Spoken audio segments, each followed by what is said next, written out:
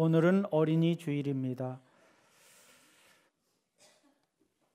우리 세광교회 주일학교 어린이들을 비롯해서 여러분의 가정의 어린이들, 그리고 이 땅에 있는 모든 어린이들이 하나님의 은혜 가운데 건강하고 지혜롭게 잘 자라기를 축원합니다.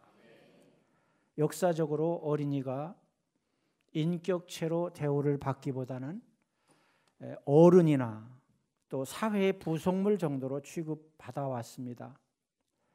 1920년대에 우리나라가 일본의 식민지로 있을 때만 해도 어린이라고 하는 말조차 없었어요. 당시에는 어린이들을 여기 어르신들은 기억하죠? 어린이들을 부를 때 이놈 저놈 보통 그렇게 불렀어요. 그리고 어린 것, 애새끼 이렇게 불렀어요. 그런데 당시 일본에서 유학을 하던 방정환이라고 하는 선생이 민족의 미래가 다음 세대에 있다, 이런 선각적인 삶을 살았습니다. 그래서 어린이라고 하는 말을 처음 사용했어요. 어린이가 무슨 뜻이에요? 어리신 이, 그러니까 어린이를 최대한으로 높여서 부르는 말입니다.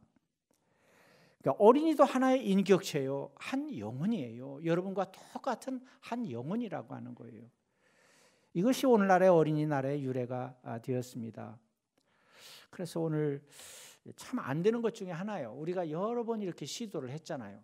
교사 강습회 때도 얘기를 하고 어린이, 근데 보통 그렇게 못 부르죠. 어린이라고 불러요. 그래서 오늘 집에 가셔가지고 여러분의 자녀가 컸다 그러면 손자, 손녀에게 한번 꼭 어린이라고 하는 이름을 붙여서 불러보세요. 지금 한번 해보세요. 하영이 어린이. 그래서 이도저도 없다 그러면 주위에 있는 어린이들이 많잖아요. 우리 주일학교 어린이들도 있고. 그래서 뭔가 어린이로 만들어서 어린이를 어린이라고 잘 불렀으면 좋겠습니다. 우리가 어렸을 때는요, 참 지금은 보모님들이 교육도 많이 받고 또 좋은 가르침도 많이 받고 그래서 많이 달라졌죠. 우리는 우리 어렸을 때는 보통 야 이놈 봐라 조그만 게 까분다고 그러고, 또 어른이 말씀하시는데 애들이 끼어든다고 그러고, 머리에 피도 안 마른 게, 이런 말을 들었어요. 또 주민등록에 잉크도 안 마른 게 저렇게 까분다고, 이런 말을 들었어요. 우리 자녀들인데 이 얼마나 그 이름이, 호칭이 참 맞지 않잖아요. 지금의 어린이가 내일의 어른이 되는 거잖아요. 그러니까 존중해주고 잘 바른 길로 인도해야 된다. 이것이 바로 어른된 우리들의 사명이라 하는 것이에요. 여러분, 자녀는 하나님께서 인간에게 내려주신 가장 큰 복입니다. 믿습니까? 우리 때는요 그랬어요. 하도 자식들이 속성이 무자식이 상팔자라고. 그럼 자식이 없는 것이 상팔자예요. 자식이 없으면 여러분의 가문도 끊어지는 것이고 나라의 장래도 끊어지는 것이잖아요. 그러니까 우리는 바꿔야 돼. 유자식이 상팔자다. 어찌 대답이 없어요? 자녀가 많은 거, 유자식 중에도 자녀가 많은 게 상팔자예요. 그렇게 바뀌어야 된다 하는 거예요. 시편 127편에 우리가 인사한 대로 자식은 여호와의 주신 기업이라 그랬어요. 자녀는 하나님께서 주신 정말 귀한 기업이다. 여러분, 역사적으로 보세요. 과거 20-30년 전만 해도 선진국이라고 하는 나라 사람들이 어떻게 했습니까? 인구가 많고 가난하게 사는 나라들을 우습게 여기고 무시했잖아요. 그런데 지금은 어때요? 지금은 길을 써서 백성들로 하여금 자녀를 많이 낳게 하기 위해서 얼마나 노력을 많이 합니까?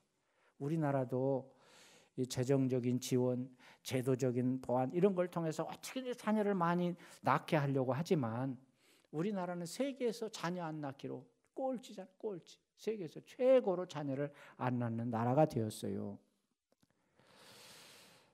얼마나 안타까워요. 근데 보세요. 사업을 하는 사람들이 인건비가 비싸니까 다 모든 장비를 가지고 인건비 싼 나라로 가는 거잖아요. 우리나라가 그런 실정이잖아요. 또 우리나라에 공장이 있다 하더라도 인건비 싼 외국의 노동력을 들여와서 그 사람들로 일시키잖아요. 그러면서 젊은이들에게 일자리가 없다. 이렇게 한다 그러면 과연 우리의 미래가 어떻게 되겠는가 하는 거예요. 그래서 인구가 곧 국가 경쟁력이에요. 예. 사람은 가정에서 태어나서 가정에서 세상을 마감하잖아요. 우리는 가정이 최고의 교사고 마지막 교사예요. 바로 여러분들이 그 교사라 하는 것이에요. 그래서 그런 말이 있어요. 좋은 집은 많이 늘어나는데 좋은 가정은 점점 줄고 있다는 거예요. 여러분 보세요. 얼마나 집이 좋아졌어요. 아파트에 가보면은요, 얼마나 좋은지 몰라요. 그런데 거기에 정말 행복한 가정, 좋은 가정은 점점 줄어들고 있다고 하는 거예요. 교회에서 아무리 잘 가르쳐도요, 교회에 있는 시간은 일주일에 몇 시간이에요? 주일날 1시간 내지 1시간 반? 길게 잡으면 2시간? 나머지 일주일은 다 여러분과 같이 있는 거잖아요. 그러니까 부모가 교사가 돼야 되고 또 가정과 교회가 잘 조화를 이루고 손잡아서 우리의 자녀들을 가르치는 일에 열심을 내야 될 줄로 믿습니다. 그래서 오늘 읽은 말씀 다시 한번 읽겠습니다. 마땅히 행할 길을 아이에게 가르쳐라. 그리하면 늙어도 그것을 떠나지 아니하리라 그랬어요. 제 친구 중에 북한에 여러 번 다녀온 친구가 있어요. 근데 이 친구가 그렇게 신앙생활을 열심히 하는 친구는 아닌데 거기 가서 북한의 교회를 갔었나 봐요. 가서 성경 하나를 기증받았어요. 그거를 내가 목사라고 나한테 또 선물을 했어요. 그래서 이 성경을 어떻게 번역했나 이렇게 찾아보니까 똑같은 잠언 22장 6절을 이렇게 번역했어요. 3살 버릇 80까지 간다. 마땅히 따를 길을 어려서 가르치라. 이 북한 성경이에요. 어떤 게 더 마음에 와 닿아요? 우리 성경과 차이가 있다고 한다면 우리 성경은 어떤 일이 있어도 원어, 성경을 기록한 원어에 충실하기 위해서 번역을 했고 이 북한의 성경을 보니까 최대한으로 이해를 돕기 위해서 이렇게 번역을 했구나 그런 생각이 들어요. 근데 같은 것이 있어요. 공통점. 가르쳐야 된다고 하는 거예요.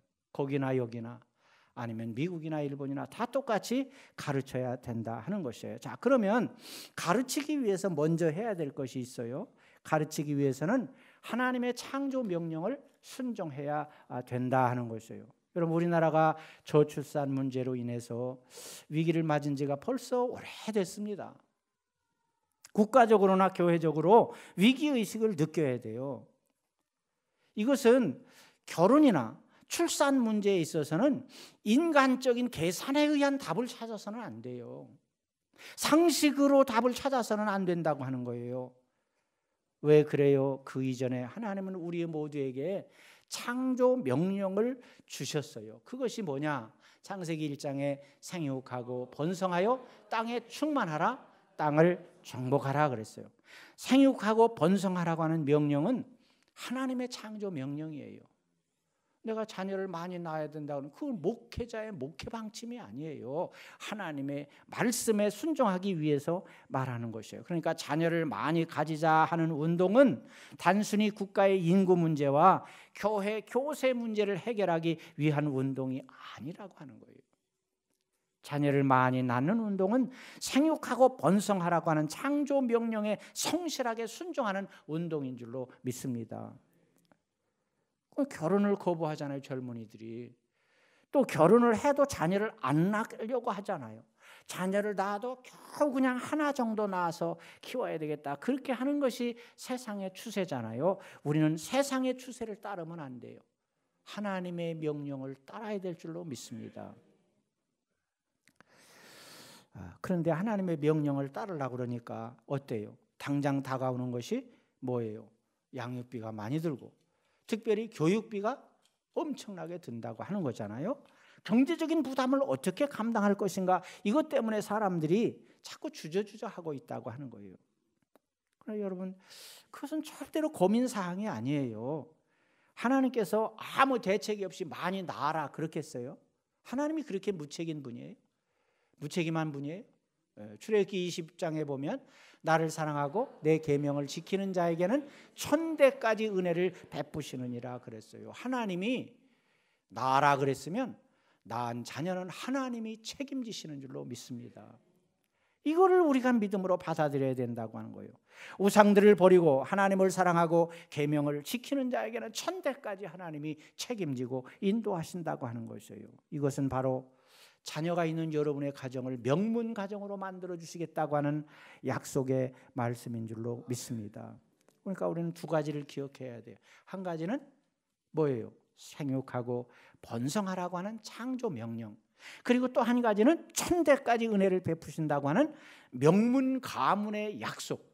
이 두 가지를 꼭 믿으면 우리가 자녀 문제로 인해서 걱정할 이유가 없다고 하는 거예요. 그럼 자녀를 하나님이 주셨음을 믿습니까? 그럼 하나님이 주셨으면 하나님이 책임지고 인도하신다고 하는 것도 믿어야 될 줄로 믿습니다. 자, 그러면 이제 또 하나 할 것은 뭐냐? 자녀를 데려와야 돼요. 어디로 데려와야 돼요? 교회로 데려와야 돼요. 여러분, 자녀를 가르치기 위해서는 세상에서도 어떻게 돼요? 누가 잘 가르치는가? 좋은 선생님을 찾잖아요. 그래서 막 학원에도 보내요. 학원에 그냥 아무 데나 보내요. 어느 학원이 잘한다더라. 그래서 거기 보내고, 또 어느 선생님이 잘 가르친다더라. 그래서 막 과외도 시키고 이렇게 하는 거잖아요. 그러니까 우리도 좋은 교사에게 데려와야 돼요. 그래서 마가복음에 보면 이런 말씀이 있어요. 사람들이 예수께서 만져주심을 바라고 어린아이들을 데리고 오매 그랬어요. 자, 좋은 부모는 자녀들을 예수님께 데려오는 부모인 줄로 믿습니다. 유대 사회는 부모가 어린이들을 지도자에게 데려와서 기도받는 것을 아름다운 풍습으로 지켰어요. 그래서 많은 사람들이 예수님에게 자녀들을 데리고 왔어요. 그런데 우리가 성경에서 보면 예수님은 항상 많은 인파에 시달리셔야 했잖아요. 질병에 걸린 사람들, 문제가 있는 사람들, 이런 사람들이 수없이 많이 왔잖아요. 그런 바쁜 중에도 어린이들을 절대로 귀찮게 여기지 않으셨다고 하는 거예요. 그래서 제자들에게 뭐라고 그랬어요? 제자들에게 어린이들이 내게로 오는 것을 용납하고 금하지 말라. 하나님의 나라가 이런 자의 것이니라 그랬어요. 왜냐하면 사람들이 예수님께 어린아이들을 데리고 오는 것은 어린이로 하여금 뭘 받게 하기 위해서, 구원받게 하기 위한 길이기 때문에 그렇단 말이에요. 예수님께 데리고 왔다고 하는 것은 오늘날로 말하면 교회 데리고 온 거예요. 그럼 정말 중요한 교사가 누구예요? 예수님이고, 또 예수님의 뒤를 따라가는 목사님이고 교사들인 줄로 믿습니다. 그래서 우리는 교회로 데려와야 된다. 이제 이렇게 상담을 해보면 여러 가지 이유로 자녀들을 교회에 안 보내는 분들이 덜어 있어요. 공부하는데 너무 피곤하다는 거예요. 그 이해가 가요. 학교 가서 공부하죠. 그것도 모자라서 학원에 가서 공부하죠. 그리고 공부 끝나고 오면 막 1시도 되고 2시도 되고 그러잖아요. 그러니까 주일날만이라도 좀 잠을 푹 자게 해줘야 되겠다고 하는 것이 부모의 마음이에요. 그게 뭐 잘못된 것은 아니에요. 그런데 여러분 보세요. 거기에 우리가 안주해서는 안 돼요. 우리 자녀들이 영원히 구원받아야 되잖아요. 구원받지 못하고 아무리 공부 잘하고 아무리 높은 자리에 올라간다고 한들 멸망받을 인생이 무슨 의미가 있겠는가. 그러니까 우리는 어떠한 일이 있을지라도 자식의 영혼을 살리는 부모가 돼야 돼요. 심한 말일지 모르겠지만 영혼이 죽어 있으면 다른 것 아무리 많이 가져도, 좋은 것을 가져도 아무런 의미가 없다고 하는 거예요. 그래서 여러분이 어떤 방법으로든 교회에 데리고 나와야 될 줄로 믿습니다. 제가 개척 때 어린이들이 떠든다고 야단을 쳐가지고 교회를 떠난 부모가 있어요. 이름도 생생하게 기억하고요. 그 순간을 잊지 못해요. 늘 마음이 걸려요. 마음이 아파요. 사실은 이게 변명같이 들릴지 모르겠지만 어린이들이 순수하게 떠드는 것만 가지고 야단친 게 아니에요. 그 당시에는 우리 옆에 교육관에 지하에 있었잖아요. 지하에 뒤에 보면 어린이들이 예배 드리는 곳이 있었어요. 거기 이제 유리창으로 해서 다 이렇게 보여요. 지금은 이게 보이지 않아서 참 문제예요. 카메라를 설치하든가 어떻게 해야 되는데 다 보이는데 뭐 예배 드리는 모습이 다 보이잖아요. 근데 예배가 중요한데 애들이 떠들고 돌아다니니까 애들을 야단친 것이 아니라 부모에게 좀 관리를 잘해서 다른 부모들도 있잖아요. 그러니까 예배를 잘 드리도록 도와야 된다, 그런 뜻으로 말한 건데 그냥 무조건 애들이 떠든다고 야단쳤다는 거예요, 목사가. 그래서 그냥 교회를 떠났어요. 지금까지도 연락이 되지 않아요. 참 안타까운 일이에요. 여러분, 우리는 어린이들이 교회 와서 떠들 수도 있고 사고를 칠 수도 있어요.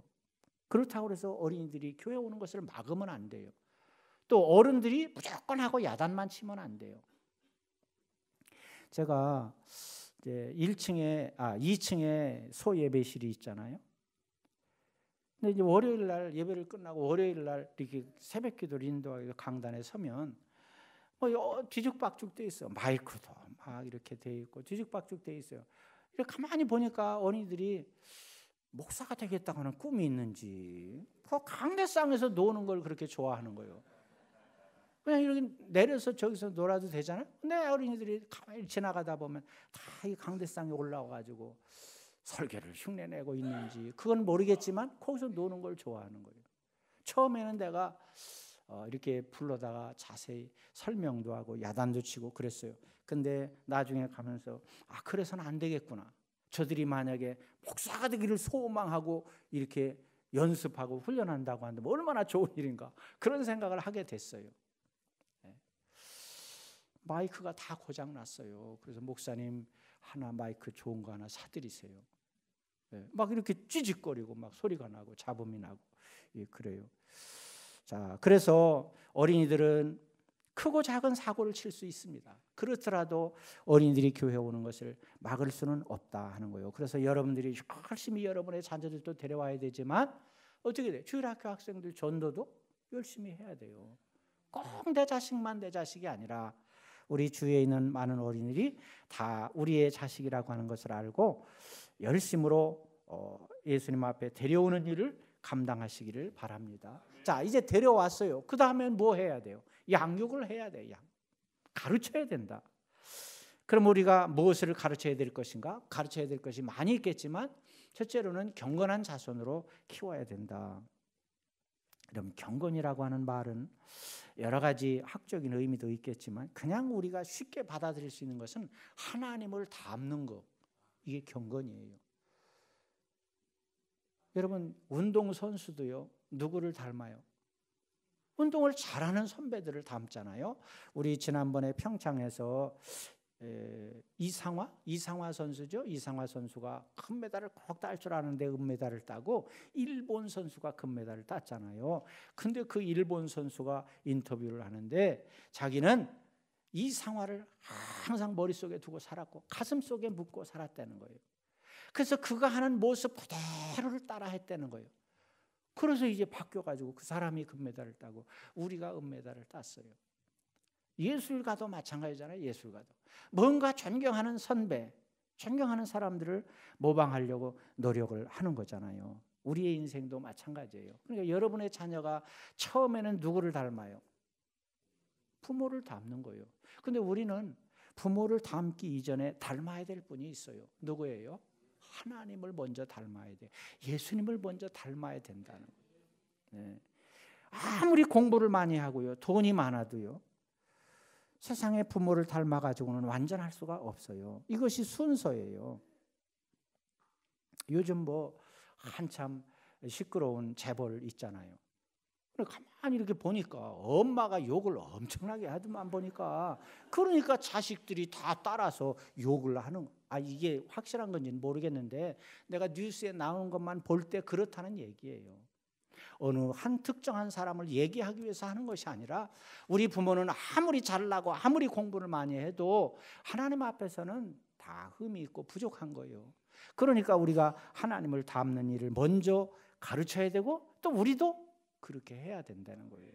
여러분, 사무엘의 삶을 보게 되면 사무엘은 엄마의 품에서 자랐어요. 기도하는 엄마의 품에서 자라다가 조금 나이가 들면서 그냥 하나님 앞에 다 맡겼어요. 그렇잖아요?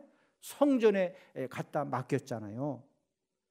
그렇게 했을 때 어떻게 써요? 그렇게 했을 때 위대하게 쓰임받는 인물이 된 줄로 믿습니다. 여러분, 오늘날 가정과 교회가 손을 잡아야 돼요. 자녀를 가르치는데 서로 손을 잡고 키울 때 경건한 자손이 되게 될 줄로 믿습니다. 경건한 자손이 된다면 그 자손이 뭐 돈이 주어지고 권세가 주어지고 인기가 주어지고 무엇이 주어지든지 간에 제대로 사용할 수 있는 지혜와 능력을 갖추게 된다고 하는 거예요.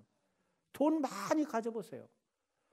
그런 것이 없으면 지멋대로 쓰니까 갑질하게 되고 많은 사람들로부터 손가락질을 받는 이런 삶을 살게 되는 거예요. 여러분, 바울에게 디모데라고 하는 제자가 있었는데 잊을 수 없는 제자예요. 왜냐? 바울이 복음 전해서 세운 디모데이기 때문에 그래요. 바울이 양육을 했어요. 그래서 세웠는데 얼마나 사랑했든지 성경에 보니까 사랑하는 아들이다 이렇게 불렀어요. 내가 낳은 아들 말고 사랑하는 아들이라 부를 수 있다고 하는 걸 얼마나 귀한 제자예요. 그렇게 불렀어요. 그런데 그렇게 부르기까지 디모데에게는 정말 믿음의 혈통이 있었어요. 외할머니, 어머니를 통해서 이어지는 3대로 이어지는 거짓 없는 믿음이 있었다. 성경에는 거짓 없는 믿음이라고 나오는데 저는 이것을 명품 믿음이라고 바꾸고 싶어요. 명품 믿음이 있었다. 그래서 디모데를 사랑했다 하는 것이에요. 여러분, 우리의 믿음은요, 우리 대에서 끝나면 절대 안 돼요. 여러분의 대를 계속해서 이어져야 될 줄로 믿습니다. 제가 하나님 앞에 감사하는 것이 많이 있는데 저는 5대째 신앙생활을 하고 있어요. 그러니까 손녀들이 5대째 신앙생활을 하는 거예요. 저는 3대째, 아들이 4대째 이렇게 하고 있어요. 이걸 자랑하는 것이 아니라 이렇게 이어지는 것이 당연한 것이에요. 중간에 끊어진다 생각해 보세요. 불행한 일이잖아요. 여러분의 믿음도 여러분 대에서만 끝나지 아니하고 계속해서 이어지는 명품 믿음의 소유자들이 다 되시기를 바랍니다. 학자들의 말에 의하면 사람의 지능은요 4살 되잖아요. 그러면 90% 이상이 형성된다는 거예요. 1살부터 3살 이내에 사랑하는 자녀들의 정신 발달이 결정이 되고 6살 이전에 인격적인 모든 토대가 다 이루어진다는 거예요. 이렇게 빨리 이루어진다는 거예요. 근데 그때 가장 중요한 때 어른들이 어리다고 무시하고 뭐 하는 게 있냐고 무시하고 이렇게 한다 그러면 그 자녀들이 어떻게 되겠어요? 오늘 우리 교회가 유아 세례를 베푸는데 그 이유도 거기에 있는 것이에요. 이 어린이들이 아무것도 모르는 것 같지만 여러분 영적 분위기에서 자란다고 하는 매우 중요해요. 아주 어려서부터 신앙생활 한 사람들은 아마 그것을 이해할 것이에요. 어때요? 어려서부터 신앙생활 한 분들은 그 분위기가 얼마나 중요한가를 알 수가 있어요. 절대 예수님을 떠나지 않아요. 중간에 떠났다고 할지라도 반드시 돌아와요. 왜 그러냐? 뿌리가 있기 때문에 그래요. 그래서 우리 어린이들을 말씀으로 잘 양육해야 되고 여러분의 어린이들이 자녀들이 자라서 돈 잘 벌고 인기를 누리는 그런 것을 먼저 생각하지 말고 영혼의 소중함을 먼저 생각하는 여러분들이 되시기를 바랍니다. 자녀들이 예배를 안 드려도 아무렇지도 않아. 그러면 어떻게 해요? 자녀들이 예배를 드려야 돼요. 그렇게 얘기하면 아이고 요즘 아이들이 부모 말을 듣습니까? 아니 부모 말을 안 들으면 누구 말을 들어야 돼요? 부모가 교사잖아요. 우리 청년들 대답해 보세요. 부모 말씀을 잘 들어요? 안 들어요? 안 들어요? 그럼 누구 말을 듣는데요? 이웃집 아저씨 말을 듣나? 부모 말을 안 듣는다고 하는 것은 부모가 그렇게 가르쳤기 때문이 아닌가요? 부모 속에는 저도 포함됐습니다. 뭐 나는 잘하고 여러분 못한다는 얘기가 아니라 그래서 우리는 부모와 자식 간에 좋은 교제가 이루어져야 되고 그래서 바로 가르쳐야 된다. 두 번째는 꿈이 있는 자녀로 키워야 된다 하는 것이에요. 여러분 꿈은 매우 중요합니다. 하나님께서 사람을 쓰실 때 먼저 뭘 주신다 그랬죠? 꿈을 주셔요. 그 꿈대로 이루어 가시는 거예요. 그러니까 우리에게 꿈이 있다고 하는 것은 건물의 설계도와 같아요. 물건을 만드는 시방서와 같아요. 그러니까 그 꿈대로 여러분을 이끌어가는 거예요. 그러니까 꿈이 없다. 그러면 어떻게 이끌어갈 길이 없잖아요. 꿈이 없다. 그러면 되는 대로 살아가는 거예요. 우리들도 마찬가지예요. 꿈이 있으면 어때요? 꿈이 있으면 그 꿈을 이루기 위해서 꿈대로 열심히 살아가잖아요. 꿈이 없으면 되는 대로 살아가는 거예요. 자, 어린이는 광산의 금과 같다. 이런 표현을 해봅니다. 여러분, 광산을 하는 사람은요, 이렇게 가서 이렇게 겉에서 보면 큰 산이 있잖아요. 근데 광산을 하는 사람이 가서 산을 볼 때 제일 먼저 뭐가 보입니까? 뭐가 보여요? 예? 금이 보여요? 아유, 광산을 할 자격이 있는 분이네. 돌하고 흙밖에 안 보여요. 그렇잖아요. 산에 가서 보면 돌하고 흙만 보여. 근데 돌하고 흙만 보이는 사람은 절대로 광산할 수가 없어. 캐도 돌하고 흙만 나오는 거예요. 그런데 그 중에서도 작은 것이지만 금이 있다고 하는 믿음이 있어야 광산을 하는 거예요. 그렇잖아요.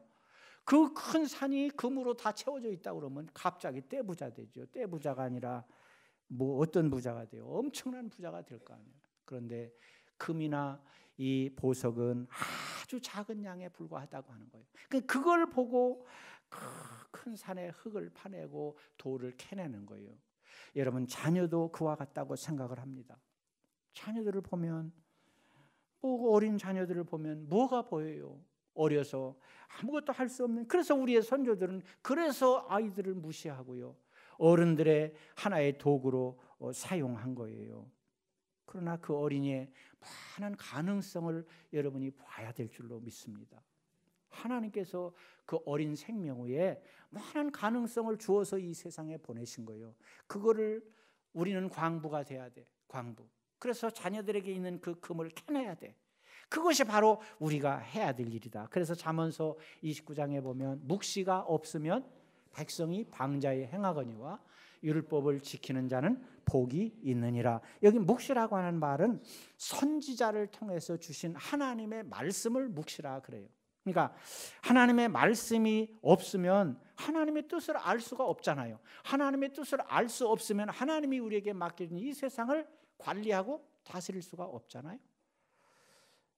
그러니까 하나님의 말씀을 잘 따르는 사람이 복이 있는 사람이다, 그거요. 그러니까 그 말씀이 꿈이 돼야 돼. 그 말씀을 붙들고 이 말씀대로 살아간다고 하는 그런 꿈이 있어야 우리에게는 참된 소망이 있다. 그러니까 자녀들에게 그냥 지금 당장 먹을 것, 명품 옷 그런 것이 중요한 것이 아니고 미래에 대한 큰 꿈을 심어줘야 된다. 그 큰 꿈이 하나님이 원하시는 큰 꿈을 심어줄 때 그 자녀들은 세계적으로 쓰임받는 귀한 인물이 되어지게 될 줄로 믿습니다. 세 번째는 바르게 키워야 된다는 거예요. 일반적으로 세상 사람들은 뭘 좋아해요? 돈 좋아하죠. 권세 좋아하죠. 인기 좋아하잖아요. 그래서 어른들이요, 자식에게 이렇게 원하는 것도 자꾸 그런 쪽으로 바뀌고 있는 것 같아요. 가끔 이렇게 TV에 보면 어린이들이 나와가지고 얼마 이제 한 4살, 5살도 안 된 것 같아. 근데 얼마나 춤을 잘 추는지 몰라. 그러면 그걸 보고 어른들이 뭐예요? 흐뭇해가지고 박수 치잖아요. 박수 쳐. 춤을 추는 게 나쁘다고 하는 말이 아니에요. 그것보다 우선해야 될 것이 있어요. 그것보다 우선해야 될 것이 있다. 인생의 바른 도리를 가르쳐야 된다 하는 거예요. 그래서 에베소 6장에 보면 주의 교훈과 훈계로 양육하라. 그러니까 우리 어른들이 자녀를 가르칠 때 2가지 필요한 교육 방법을 제시한 거예요. 다시 말하면 자녀들을 가르치는 방법인데, 교훈이라고 하는 것은 뭐냐? 교훈이라고 하는 것은 하나님의 말씀을 의미하는데, 이 하나님의 말씀을 자녀들에게 가르치면 우리가 이해하기 쉽게 예방주사를 맞히는 것과 같다는 거죠. 예방주사. 여러분이 감기 예방주사를 맞는다 그러면 감기를 그냥 지나칠 수가 있잖아요. 또 다른 예방주사 여러 가지가 있죠. 또 무슨 예방주사 있어요? 갑자기 생각이 안 나. 예? 간염 예방주사 그런 게 있대요. 그런 거 하면 간염을 안 걸리고 지나갈 수가 있다. 마찬가지예요. 하나님께서 말씀으로 여러분 자녀를 잘 키우게 되면 세상의 헛된 길로 빠지는 유혹에 빠지지 않고 그것을 오히려 이겨낼 수가 있다는 거예요. 왜? 사람 면역력이 강하게 되면 질병에 안 걸리잖아요. 왜 질병에 걸리는 거예요? 면역력이 약하기 때문에 나쁜 균이 들어오면 좋은 균과 싸워서 이걸 이겨내야 되는데 이겨내지 못하기 때문에 질병에 걸리는 거거든요. 그러니까 우리 영적으로도 마찬가지예요. 면역력인 하나님의 말씀으로 예방주사를 탁 맞춰놓으면 어떤 악한 길도 이기고 승리할 수가 있다고 하는 것이에요. 믿습니까? 자, 그러면 이제 그거는 예방적인 것이고, 훈계라고 하는 것은 치료적인 의미를 가지고 있어요. 자, 우리가 병에 들면 치료해야 되잖아요. 어떤 사람은 수술하기도 하고, 어떤 사람은 약을 복용하기도 하고, 또 여러 가지 방법으로 치료를 하잖아요. 우리 속담에 3살 버릇 8까지 간다. 또 바늘도둑이 소도둑 된다. 시작이 반이다. 뭐 이런 말이 있잖아요. 시작이 중요하다고 하는 거잖아요. 우리 자녀들이 어려서부터 인생을 시작하는 그 시작이 매우 중요하다. 그러니까 뭐 5살 이하가 되면 그 인격적으로 성품이 모든 것이 결정이 된다고 하는 거예요. 시작이 중요하기 때문에 그때 우리가 하나님의 말씀으로 예방주사를 맞추는 거예요. 그러면 바로 이 세상을 이길 수 있게 되고, 또 어떤 사고가 났을 때, 질병에 걸렸을 때, 문제를 만났을 때 말씀으로 치료하게 되면 바로 치료받을 수가 있다고 하는 거예요. 믿습니까? 그래서 우리는 바르게 키워야 된다. 바르게 키우면요, 하나님 말씀대로 바르게 키우잖아요. 그러면 좋아하는 돈, 권세, 인기 이런 건 다 따라오게 돼 있어요. 여러분은 어떻게 돼요? 돈에 매이면 안 돼요. 돈에 질질 끌려다니면 안 돼요. 돈을 어떻게 해야 된다 그랬어요? 네? 다스려야 돼요. 그런데 돈 같은 것도 큰 소리 치며 다스려야 돼. 돈이 필요하면 어떻게 해야 돼요? 돈을 오라고 명령해야 돼요. 돈에게. 나에게 와라. 반응이 없네. 올까 봐 걱정하는 눈치예요. 우리가 다스려야 된다. 그러면 하나님이 여러분에게 많은 것으로 채워주실 줄로 믿습니다. 그리고 4번째는 책임 있는 인격자로 키워야 된다. 저는 이렇게 가끔 정치 뉴스나 이런 걸 보면서 지도자들에게 한 가지 안타까운 것이 있다고 한다면 책임질 줄 아는 사람이 없는 거예요. 대통령하고 같이 일했던 사람들이 1년 일한 사람도 있지만 수년 일한 사람이 있잖아요. 그러나 다 끝나면 자기가 책임을 안 져. 그럼 그 당시에 일하면서 도대체 뭘 했다는 거예요? 영혼이 없는 사람들 같아요. 다 책임을 떠난겨. 와, 안타까워요. 여러분, 우리는 어디에 있든지 여러분이 직장에 있으면 직장에서 책임질 줄 아는 사람이 돼야 되고, 교회 오면 교회에서 책임질 줄 아는 사람이 돼야 되고, 가정에 가면 가정에서 책임질 줄 아는 사람이 돼야 된다는 거예요. 여러분, 38년 된 병자에게 예수님께서 네가 낫고자 하느냐 이렇게 물으셨잖아요. 이 물음은 여러 가지 해석을 할 수가 있어요. 근데 그 중에 하나 다른 해석을 한다면, 네가 지금 낫고자 하느냐? 낫고 나서 뭐 하려고 그러는데? 이런 질문과 같아요. 낫고 나서 네가 뭘 할 것인가? 이거는 우리들에게 매우 중요한 질문이에요. 여러분, 하나님 앞에 달라고 하는 거 많이 있잖아요. 돈 주세요, 건강 주세요, 자녀에게 복을 주세요. 많은 것을 우리가 달라고 그러잖아요. 그러면 그 이면에는 하나님의 질문이 있어요. 너 그거 받으면 뭐 할 건데? 이렇게 물으셔요. 혹시 들으셨나요? 들었어요? 네, 들으신 분은 참 감사해요. 근데 듣지 못한 분은 하나님이 질문을 안 해서 못 들은 게 아니라 내가 그 질문을 아예 무시한 거예요. 나하고 관계없는 것이라고 생각하고 무시한 거예요. 그러니까 우리가 그 음성을 들어야 된다는 거예요. 여러분, 항상 다른 사람의 도움을 받고 사는 사람은 자칫하면요, 무기력하게 살 수밖에 없어요. 제가 하와이에 갔을 때 그런 말을 들었어요. 미국 본토에서, 하와이는 멀리 떨어져 있지만, 본토와 떨어져 있지만 거기가 행정구역상으로 미국이잖아요. 근데 미국 본토에서 노숙자들이요, 엄청나게 몰려오는 거예요. 노숙자들이. 그 이유가 뭐냐? 거기는 환경이 매우 좋아요. 아주 저도 가봤는데 공기가 너무너무 좋은 거예요. 그러니까 내가 생각할 때 뭐 나쁜 공기가 있을 수가 없어. 사면이 그냥 바다니까, 바람이 그냥 항상 부니까 나쁜 것도 다 이렇게 몰아내는 것 같아. 공기가 좋지요, 환경이 좋지요. 1년 내내 수영할 수 있는 그런 좋은 날씨거든요. 그러니까 본토에 있는 노숙자들이 몰려오는 거예요.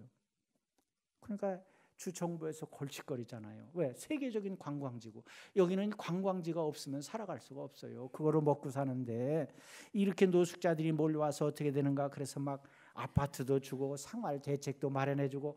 근데 그 노숙자들이 절대 그걸 바라지 않아요. 우리는 이해가 돼야 안 돼요. 이해가 안 되잖아요. 절대 바라지 않아. 왜 그러냐? 간섭을 받고 싶지 않다는 거예요. 예를 들면 이제 아파트를 줘서 거기가 살잖아요. 그럼 전기료 내세요. 그럼 그런 것조차 싫은 거예요. 그러니까 그냥 자기 마음대로 자기가 하고 싶은 대로 사는 거예요. 그냥 노숙해서 아무 데 가서 살아도 정부에서 생활비는 나오니까 은행 가서 찾아서 쓰면 되는 거예요. 정말 이 와이키키 해변이라고 하는 세계적인 그 관광지잖아요. 제가 목도를 했는데 사진까지 찍어왔는데 오늘 사진을 보여드렸으면 좋았을 텐데 그거 생각 못했네요. 많은 사람들이 막 수영복을 입고 거기에 거의 다 수영복을 안 입은 사람은 딱 한 사람이 있었어요. 누구겠어요? 목사님. 네. 그런데 많은 사람들이 나무 밑에서요 노숙하고 있는 거예요. 야, 그럼 부끄러운 줄도 모르고 뭐 세계적인 관광객들이 몰려오는데 그런 거 아무 상관없어. 나는 그냥 간섭받지 않고 어디를 가든지 아무 데서나 자면 하루 저녁 잘 수 있고 또 하루 삶을 시작할 수 있으니까. 그는 뭐예요? 그들은 책임을 느낄 줄 몰라요. 여러분, 사람이 이 세상에 온 것은 책임이 있기 때문에 온 거예요. 사명이라고 하는 것이 뭐예요? 책임이에요. 책임질 줄 아는 사람이 돼야 된다는 거예요. 그러니까 사회보장제도가 잘 된 선진국에서는 막 질병도 즐기는 거예요. 내가 질병이 있다고 하는 것 때문에 사회를 향해서 내가 할 책임을 면제받는다고 생각하는 거예요. 그러니까 그들은 아무에게도 간섭받지 않고 세상에서 소외되었다고 할지라도 그것을 즐기며 살아가는 거예요. 얼마나 안타깝습니까? 여러분, 우리는 이 땅에 태어난 것 자체가 사명을 가지고 태어난 줄로 믿습니다. 우리가 해야 될 목적이 있다고 하는 거예요. 그래서 우리 인간은 책임적인 존재로 살아야 돼요. 결혼을 했으면 가족에 대한 책임을 질 줄 알아야 되고, 교회에서 직분을 받았으면 뭔가 누리려고만 하지 말고 책임을 질 줄 알아야 된다. 권세에도 책임이 따르는 것이고, 돈에도 책임이 따르는 것이고, 공직에도 책임이 있는 거예요. 공무원으로서 시민을 섬기고 나라를 섬기는 책임을 질 줄 알아야 된다고 하는 것이에요. 여러분, 우리는 모두가 은혜 받은 자로서 책임을 질 줄 아는 우리 모두가 돼야 될 줄로 믿습니다. 그래서 가정은 하나님이 만든 공동체잖아요. 그냥 쉽게 이해하기 쉽게 말하면 가정이라고 하는 그 밭에다가 하나님이 묘목을 주셨어요. 묘목이 누구예요? 자녀의 자녀. 그러면 그 묘목을 받은 사람은 그 묘목이 자라서 뭘 얻어야 돼요? 열매를 얻어야 되잖아요. 열매. 여러분, 자녀도 마찬가지란 말이에요. 우리가 씨를 뿌리지 않으면 미래 다음 세대에 거둘 것이 없어요. 우리가 안 뿌리면 어떻게 미래에 거두겠어요? 여러분이 자녀를 낳지 않으면 미래가 어떻게 되겠어요? 맨 받는 것만 생각하면 안 돼요. 복지국가? 복지는 어떻게 되는 거예요? 그냥 되는 게 아니에요. 우리가 세금을 많이 내야 많은 복지의 혜택을 누릴 수가 있는 것인데 사람들이 받는 것만 생각해요. 의무를 생각하지 않아요. 그렇기 때문에 우리가 나라에서 인기를 얻기 위해서 빚을 많이 얻어다가 여러분에게 복지 혜택을 주는 거예요. 그러면 그 빚을 누가 갚아야 돼요? 자녀들이 갚아야 되잖아요. 미래에 빚을 심겠어요? 씨앗을 심어야 될 줄로 믿습니다. 그런 거 너무 좋아하면 안 돼요. 공짜 좋아하면 어떻게 된다 그러죠?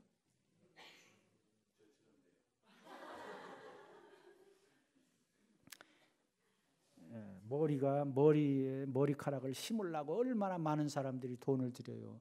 공짜 바라지 말고 열심히 우리는 심어야 될 줄로 믿습니다.